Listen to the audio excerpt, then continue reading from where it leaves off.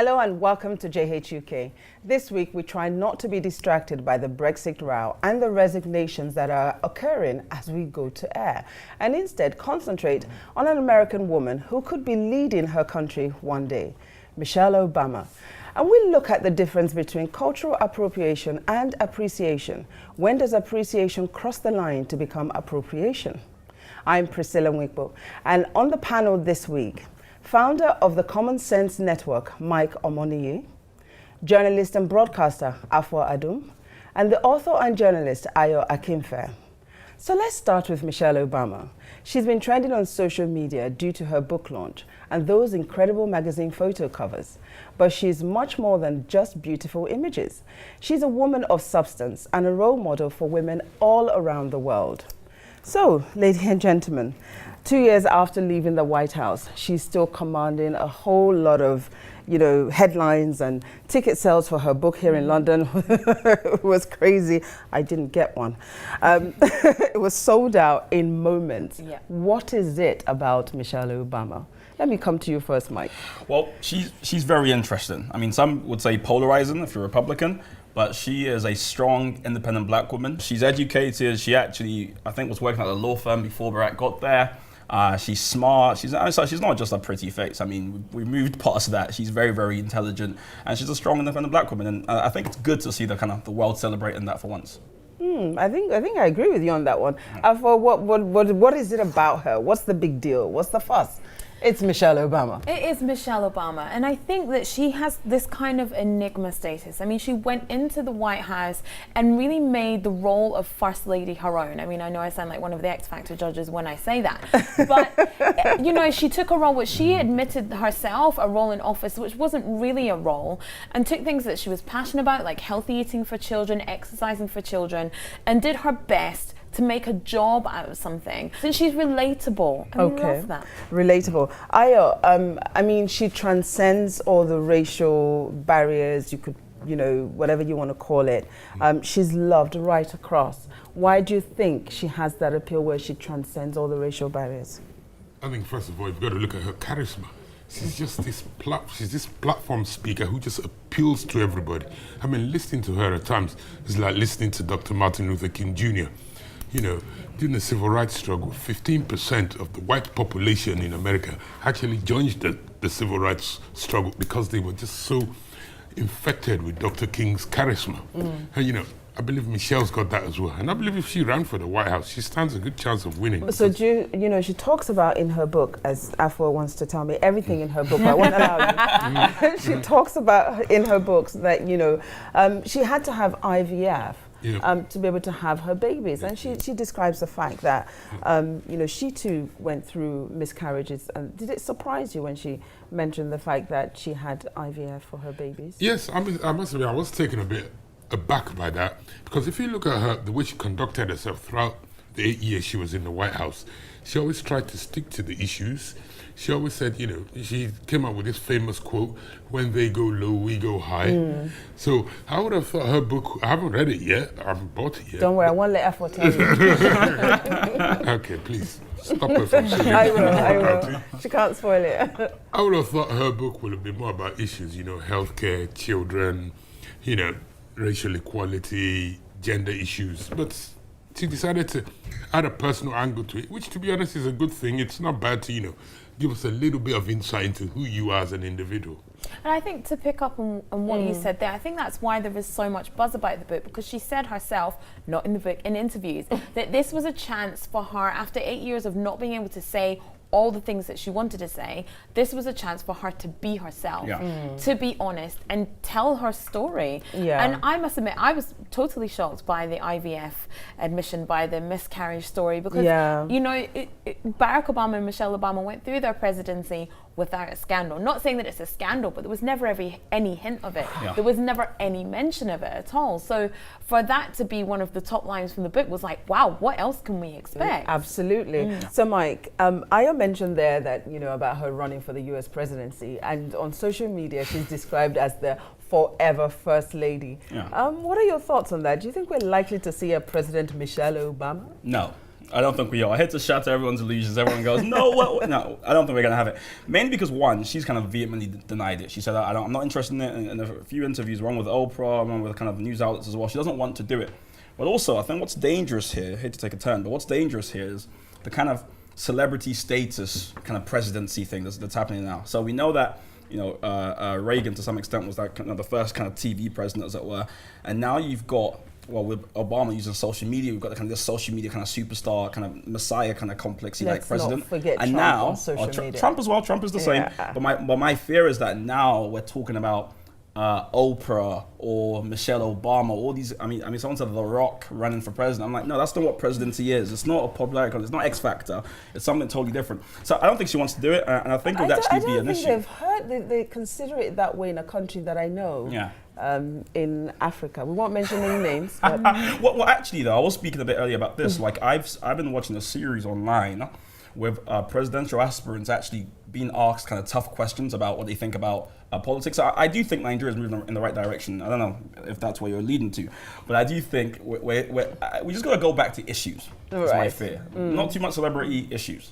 Okay, I mean, I hear what you're saying. We should go back to issues, but does it matter? Surely, the whole celebrity thing gives a little vavavoom, gets a lot more people interested. Surely, I think it would get a lot more people interested. I agree. If people are voting for people they already like or don't like, the decision's made for them. However, I think there's if you're already a celebrity, why do you need to run for president? You already have so much power and influence, and now you want to take that to legislation, and it's all a bit of a murky area. But it's usually because they all feel they can give something back. They feel that they want to do much more than be this celebrity. I mean, surely the celebrity status will give more to them. They always feel that they want to give more. Yeah. It's not enough for me to just be a celebrity, but I have more to give to my people, more that I can share with the world. I mean, do you think that would have any negative effect or take away from the issues as well, not negative per se, but you should be a conviction politician who's also a celebrity, rather than being a celebrity who just wants to add politics to it. And I think in terms of Michelle, the debate is going to be, what is she about? Is it 50-50? Is it 60-40? Is it 40-60? I don't think anyone's been able to decide, is she more of a celebrity or more of a politician? Well, I hear what we're saying here, but surely as individuals as it is, we always feel that we have more to give, don't we? I'm of the belief that we're not made for one thing. We're made to do different things. And especially in today's world, we see that a lot more. Yeah. Gone are the days when somebody was a medical doctor and who would do that for life. Today, you're a medical doctor. Tomorrow, you decide you want to be something else. And we're seeing a lot more of that. I think what's really important to kind of get back to here is politicians are primary legislators. That's what they are. They're people who make laws. That's the point of politicians.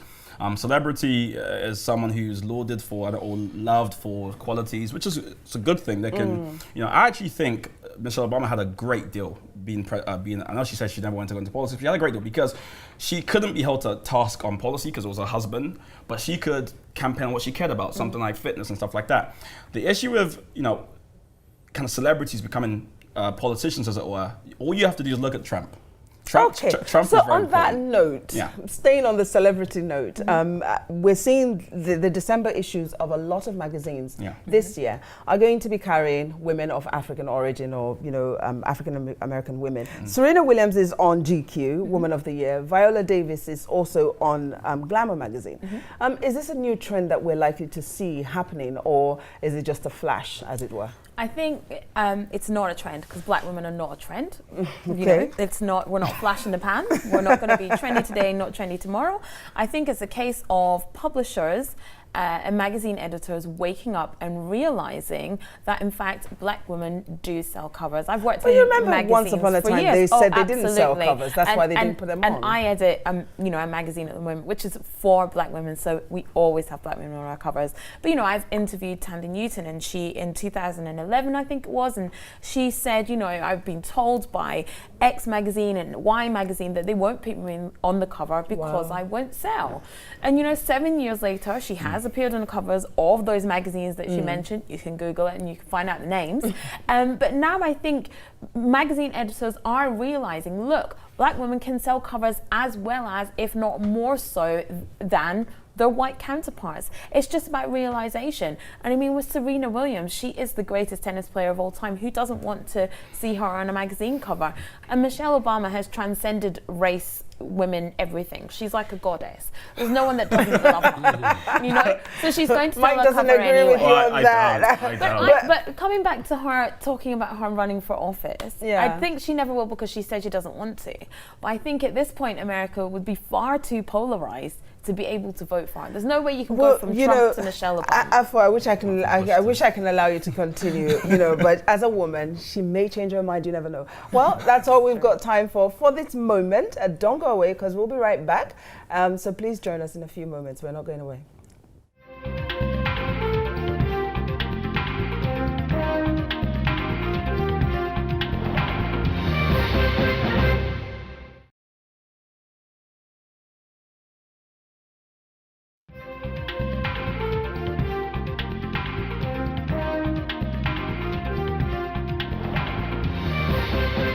Hello and welcome back to JHUK. They've just had the midterms in the US, but the other big election news was the 19 African American women who ran for position of judges and all won.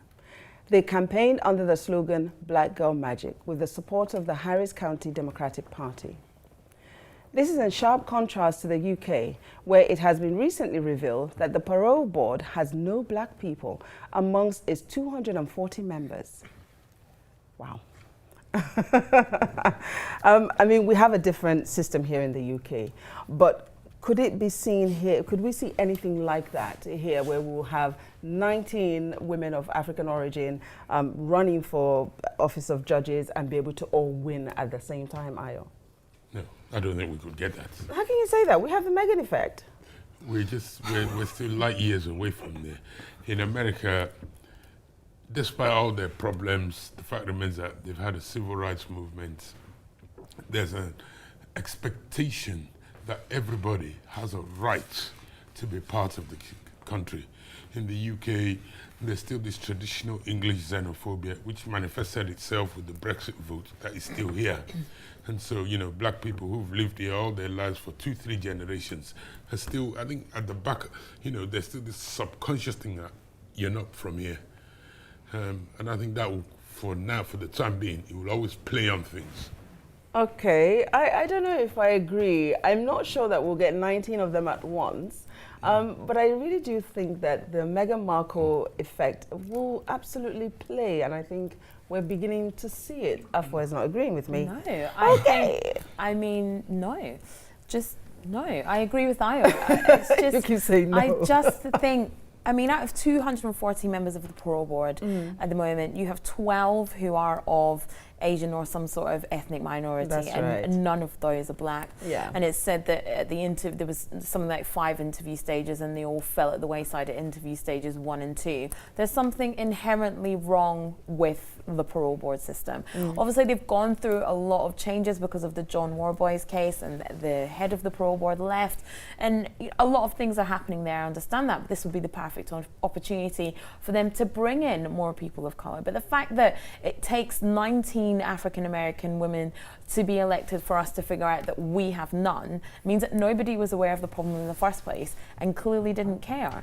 I don't think there is a Meghan Markle effect. If Meghan Markle was as dark as I am, perhaps we might see it might be more significant, but there is no Meghan Markle effect. Okay. Like Ayo said, the Brexit vote happens, you know, I know Meghan Markle married Prince Harry after that, but it doesn't matter. You still had readers of certain newspapers saying awful things. I think what has happened with Brexit or Meghan Markle is that we are at the realization point, aren't we, here in the UK now, that we are probably, unconsciously biased, or that we are inherently, for want of a better word, racist, or that we are closet about all of these things.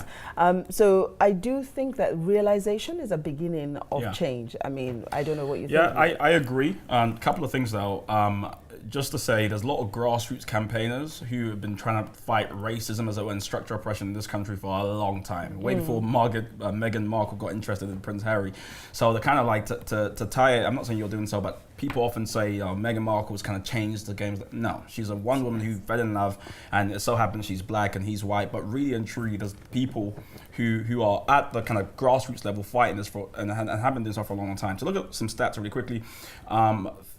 We make up, black people, 3% of the population in the UK. Oh, we represent 12% of the prison population.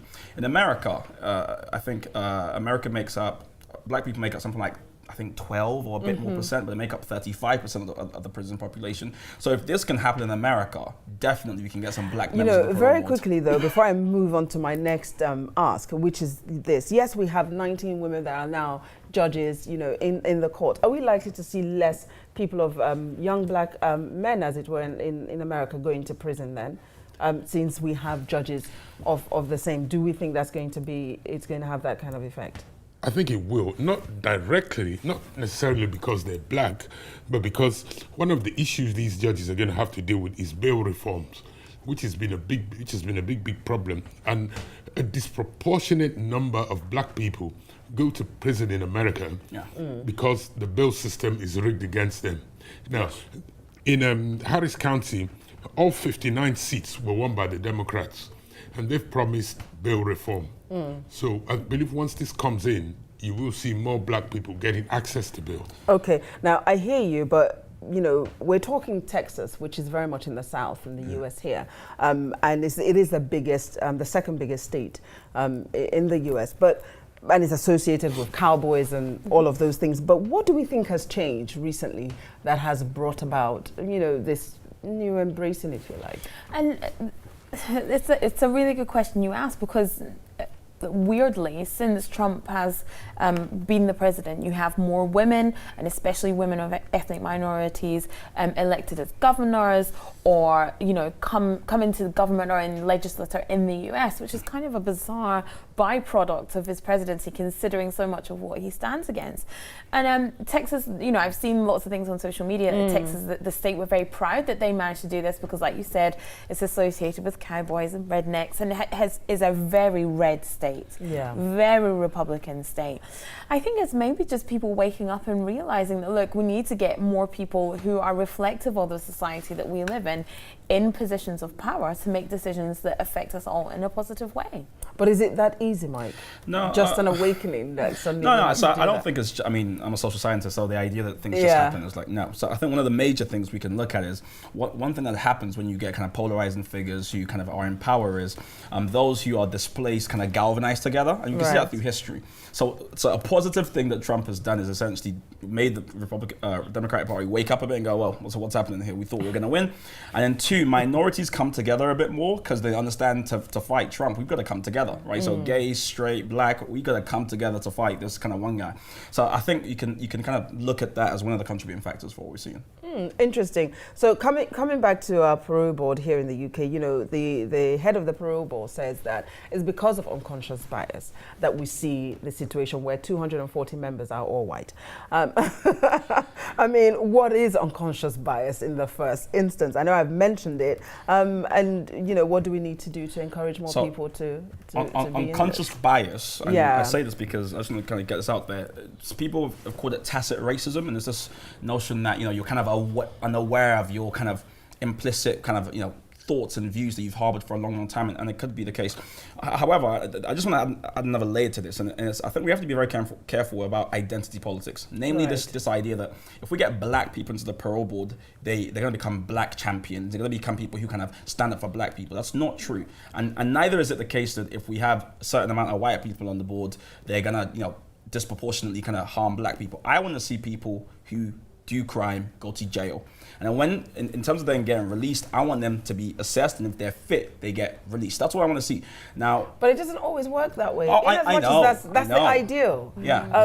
In as much as you say that, those who are within the industry, the prison service, or those who have been affected, they will tell you that there was absolutely no reason why their family member shouldn't be released, or there was absolutely no reason why their family member was said to have done something. So when you trace it and you look at it very carefully, it goes back to who made that decision. I mean, Ayo, but what do you think we need to do to encourage more people of African origin, or if you like, to be part of these institutions for that change that is required?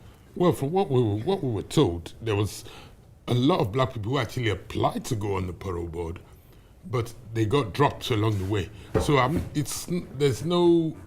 not convinced there's an argument for lack of efforts. It's just, as you mentioned earlier, there's this unconscious racism that is there, which has been ingrained and developed over the centuries. I mean, this is the country of the empire. So, if you're a traditional English person, at the back of your mind, you've got it ingrained that, we are English. These people, even if they've lived here for 3 generations, they're not British.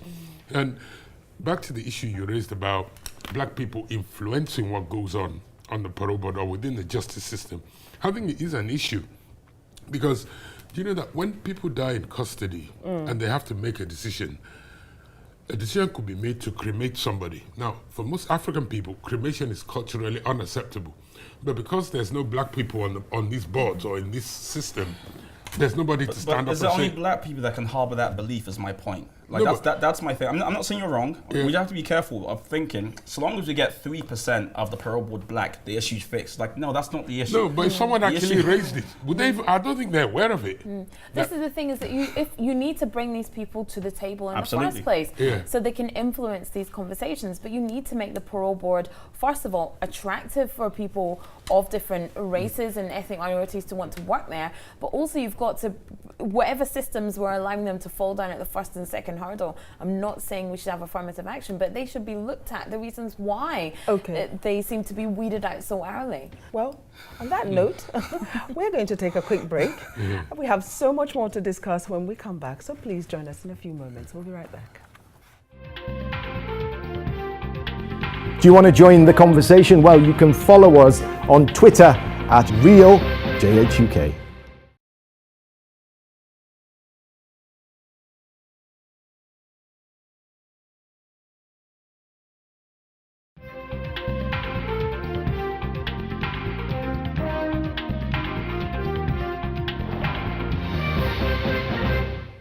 Hello and welcome back to JHUK. Here in the UK, a theatre director who received a grant for minority ethnic arts leaders was plunged into an identity row after it was discovered that his parents are white.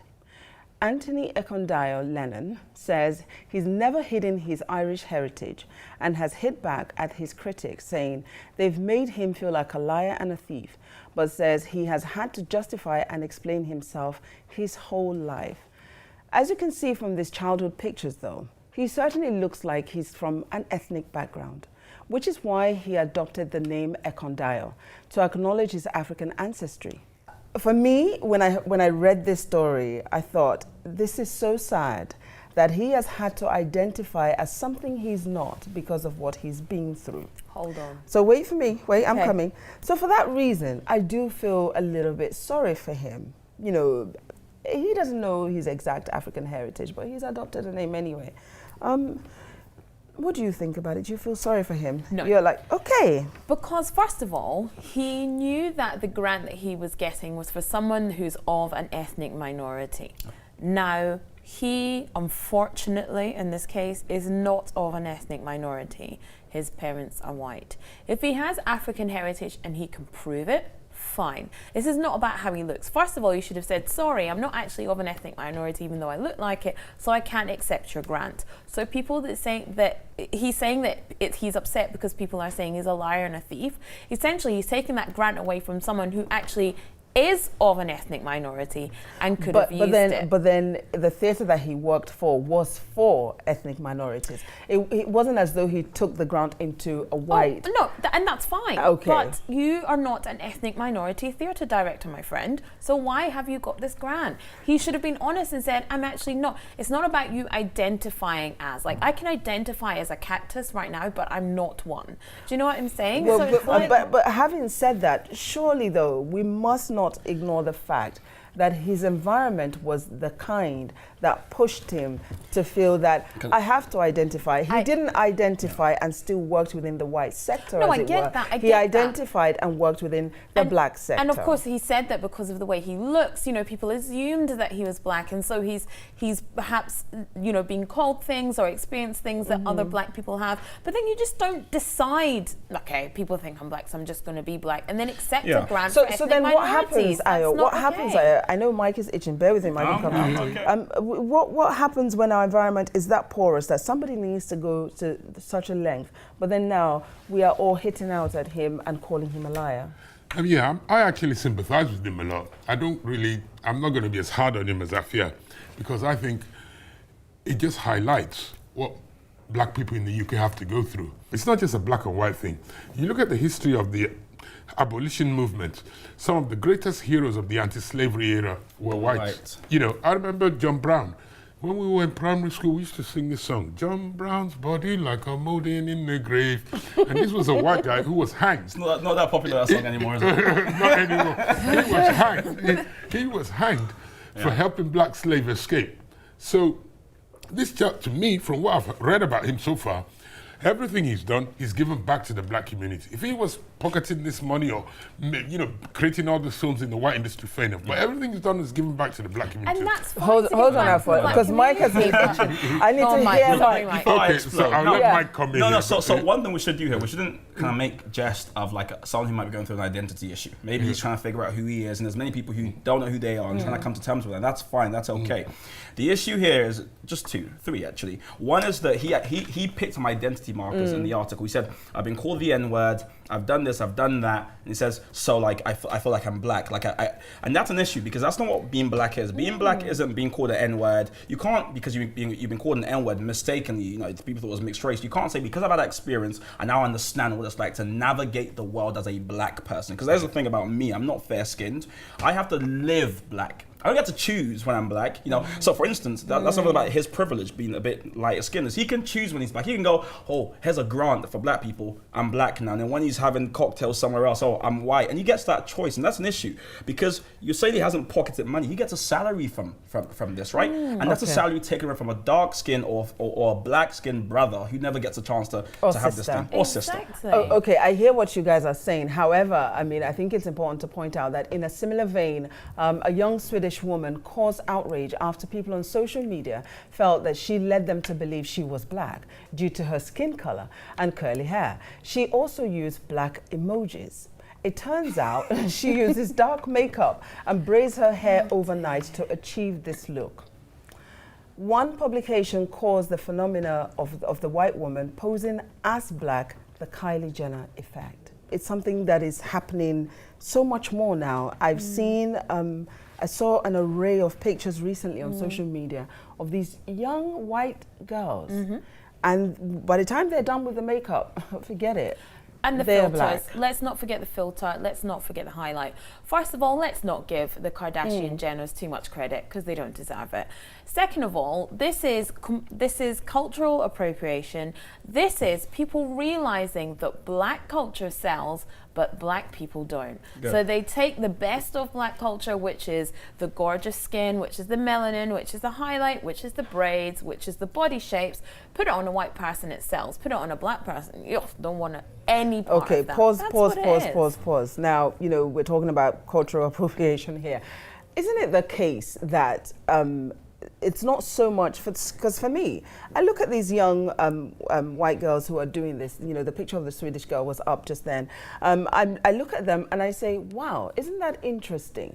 Now, I don't see it as cultural appropriation. I think she's appreciating. However, I feel that it is those who give them credit. It is those who say something like, oh, Kim Kardashian's bottom is the best on the planet, or, you know, when mine naturally is that. I didn't have to build it. Come on. You know, I think it's those who write it, for instance, that create that misappropriate Yeah. And it's not necessarily the individuals that are doing it. I don't know what you think. Yeah. I mean, it's chicken or egg, what we're talking about. Is it the media that does it? Is it the people? But what's really important is credit. Credit is the real thing here. Fortnite, a famous game, I'm a bit addicted, has the avatars who play doing these dance moves. The dance moves are from Chicago. They're from America. They're in black populations. Lots of like viral videos. They're black. And what they do is they take the dances, they make the characters do it, but they don't pay the people. They don't pay them. They don't give them credit, and that's the issue. Is credit. Imitation is the best form of flattery. They say, which is great. Copy me, music like me, but give me credit. Pay me properly, or acknowledge it came from me. I saw someone saying that box braids they call it. My sister's a hairstylist, so I should know this. Box braids, and someone's like, okay, Jenna was like she spread it all. You see what I mean? It's a person who says that. But on that note though, Ayan, I'm going to come to you on this. Should ethnicity be a choice? Especially when it comes to being paid for it. Well, to be honest, these days you can choose to change gender, to change profession, to change height, to change anything. So there's an argument for saying, you know what, I should be able to change ethnicity too if I want to. But the reality, I think the reality we face, right, if we want to be brutally frank, is that being white sells. You understand? If you have a white rapper, or you have a white guy who wears his jeans, around his, below sells his in buttocks. what though? Because I don't think it just sells outright. No. I think there are sectors that it might sell, but I don't. Because for instance, if you're in Africa. No matter what anybody says to you, the majority of the people in most African countries are black. So that's what sells. Their magazines are usually their celebrities and all of that. That is what it is. So, it's only if we're living in Europe, for instance, or if you're in the US, I think it's where, that clear divide is. But well, you say that, but I think if a white person went to Kenya or Nigeria or Ghana to open a jollof rice restaurant, the place would be packed. Are you sure? I don't know about that. I don't know about that. I'll tell you why. But just before we run out of time, though, let me quickly ask, because, I've got my wig on today. And, with us black women, a lot more of us are wearing different types of hair. Mostly, would we call mostly wigs, or we're doing weaves, or whatever it is we're doing, long down our backs, is blonde nowadays, the color array is just unbelievable. But can we not say that was also cultural appropriation? Oh, see that then? You had to look directly at me. That's a difficult one. I think when it... What makes it difficult? Because you could perhaps say yes, right? Because perhaps you're trying to emanate European hair. No, but some people might say that. Some people might say that. But I would say no, hair is hair. The companies that produce them are white. The owners are white. We still pay them. They still get everything at the end of the day. Not all of them. Oh, I'm saying the major ones are still white. So what you're saying, Mike, is that they get paid for it, so it's okay. They get credit. Nobody is misappropriating anything there. You admitted, and black women admit, I'm wearing a wig. That's you. Let them know. Listen, I got no issues with that. But there you go. That's credit being given. The issue is they never give credit. They never go, oh my God, I saw a famous kind of black Egyptian queen wear this. That's why I'm wearing it. They go, look at my new box braids I did in my room. And that's the issue. Give credit where it's due. I hear you. Ayo, do you agree with Mike on this one? To a large extent, yes, there should be credit. There should be credit. They actually agree. This is really good. But on that note of agreement, we're going to take a quick break. Don't go far. We'll be back with lots more to discuss. So see you in a few moments.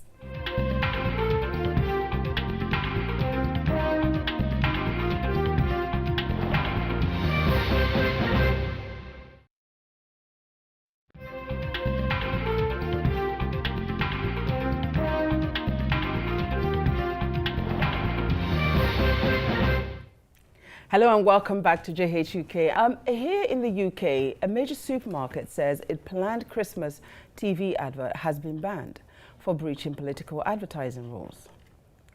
The anti-palm oil ad features an orangutan whose habitat has been destroyed due to deforestation. Palm oil is used by many manufacturers as a cheap alternative to more expensive oils and butters.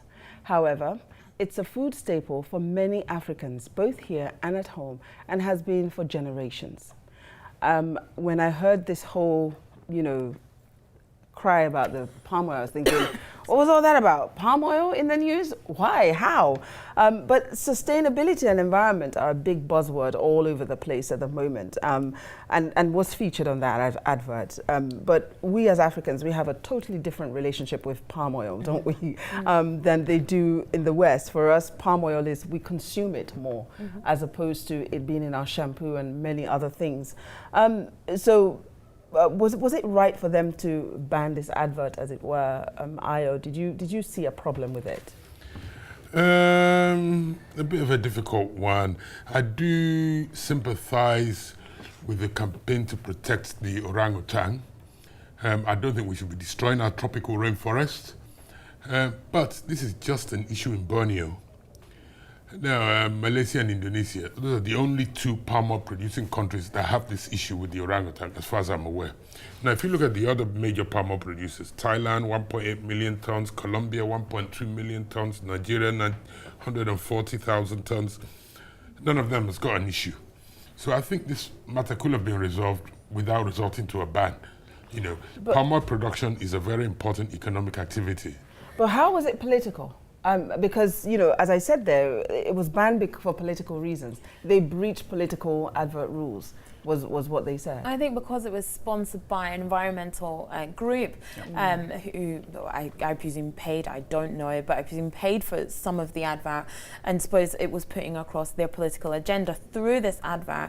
And although like I so rightly said, the wiping out of the rainforest and danger to the orangutan is a really serious issue, and one that we should take on board. I think what we also have to realise is how important the production of palm oil is to help especially African countries reach their 2030 sustainable development goals, because producing palm oil is much more sustainable than producing other oils and other sources of energy, even in Africa. And I think you need to really look at the bigger picture when it comes to palm oil. Like you said, we consume it, we use it in cooking in really traditional ways. And I think, like I said, and like we both so rightly said, obviously you don't want to wipe out the orangutan, but that's not the only side of palm oil. I hear what you're saying, and you know, let me clarify this. Obviously, the company are saying it was banned, but Clearcast, I believe, did not actually approve it, is, you know, the situation. So, yes, you know, it's deforestation, it's a deforestation issue in Malaysia and where have you.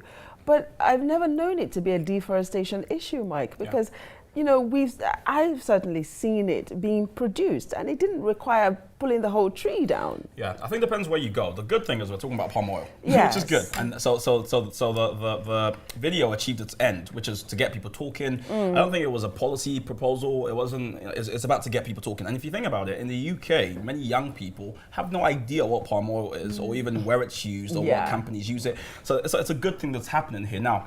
The question you ask, it really depends who you go to. I mean, with any kind of issue, if you go to the Rainforest Action Network, for instance, they're targeting the snack 20, which is the biggest 20 companies that use palm oil in their snack products, right? Which is kind of stuff we use in the UK, which we don't have to use as much as we're using right now. Now, the problem with deforestation is there aren't bulldozers, you know, just about to enter a forest going, should we do it or should we not do it? No, they're doing it already, and what they're trying to do is slow people down. So when people say stuff like, "Oh, yeah, deforestation's bad," and you know, it's something we should think about. It's like, no, we've been thinking for a long, long time. And if we carry on at the pace we're going, there'll be no rainforest left. Another video that has gone viral this week is this one with Aremu Afolayan. What president are you? What kind of mayor of a state are you? Ambode or whoever is here. Who are you, for crying out loud? Why can't you find something to do to the situation of Nigeria? What is wrong with you people? Why do you cause trouble and cause everybody pain? Must that Ethiopian airline, they are the most rubbish airline in the world. Why would they not pick someone that they delayed and now asking us to pay 120,000 naira for train tickets? You are hub, including the mayor, the president, and the airline. All of you for frustrating us. We are not animals. Look at the airport you built. It's not even up to a train station. There is no AC in the elevator, nothing. Shame on you. Shame on you and shame on all your government. Shame on all the people you've governed that they cannot talk. I think it's fair to say that he was pretty upset. Said a lot of very colorful language, I would say. But, you know, before I go further, I think it's fair to say that he's had a response from the airport authority in Nigeria. And I think he's also apologized because he's been taken round to have conversations with various custom officers and so on. So something has happened afterwards. But having said that, many of us, particularly those of us from Nigeria, can totally relate. I think we all have one story or the other of some form of experience that we've had going through that very wonderful Murtala Mohammed Airport one. Very true, very true. I mean, I was once kept waiting there by Arik Airlines for 20 hours. Okay. It was a very, I mean, what happened eventually, all those of us on that flight, we bonded together and we became good friends because of the traumatic experience we went through. And some of them were actually white Europeans and they just loved it. They too became part of us. But that's just a sad reality of where we are as a people. You understand? Our airports just reflects who we are. And you go to a lot of other African countries, you don't get that. And they're actually working towards international standards. But as a people, you know, delays, nonchalant attitude, the elevate, you know, lifts aren't working, the carousel at that airport, I don't think it's working, the air conditioning, I don't think it's working. The last time I was coming through, it did work. No, it did. Progress. But I think what this really shows is the power of that video, the power of social media. For that video to go viral, for the government to have a response, for him also to have to apologize. I mean, that's well, I about guess he was apologizing for his choice of language, of course, which was quite colourful there. It really was. Mike. I love on one side that he got a response. What I hate is what it had to take to get there. I hate this culture we have where until something goes viral, no one cares about it. It's a real issue. And the last story that caught our eyes this week is this one, or rather this doll. A British company has produced a doll representing the actor who was recently crowned the sexiest man alive, Idris Elba no less. However, many have complained that the doll looks nothing like him. I think I agree. It is bold and slim, unlike the muscular Idris. It's had some very interesting comments on social media. Let's take a look at these.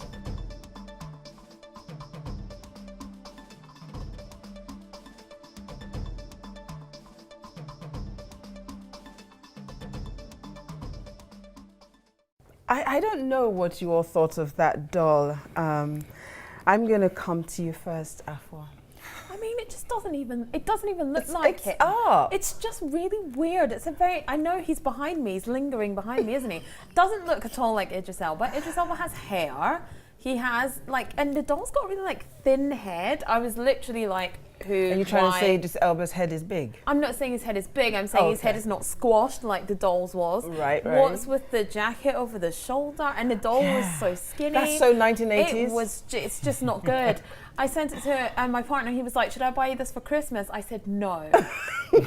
By the way, do you know how much it costs? £800. Okay. I just thought I should mention that. When you saw it, did you think, wow, Idris Elba in the form of a doll? Well, I actually thought, you know what, it's not a bad idea for black role models to be made into dolls and sold for $800 or £800. But it should look like them at least. At least it should be Idris Elba, not Montel Williams. When we put the name, when we put the name Idris Elba, and maybe somebody got the wrong picture, Mike. Yeah, I don't know. I'll tell you, I'll be honest. I don't really think about Idris Elba too much. I don't look at his face. I don't look at his picture. You? No, you're the only one. I know. It's crazy, right? But I don't do it. Why not? Mainly because I don't know. I'm worrying about Brexit. Right. but I do think the doll is a black man. It just happens not to be Idris Elba. Okay. Well, that's all we have time for this edition of JHUK. There's just time for me to thank my panel, Mike Omoniyi, Afua Adum, and Ayo Akinfe. Thank you all for being here. Don't forget to follow us on Real JHUK on Facebook, Twitter, and Instagram. I'm Priscilla Winkle, and from the entire team here in London, it's goodbye and thank you for watching JHUK.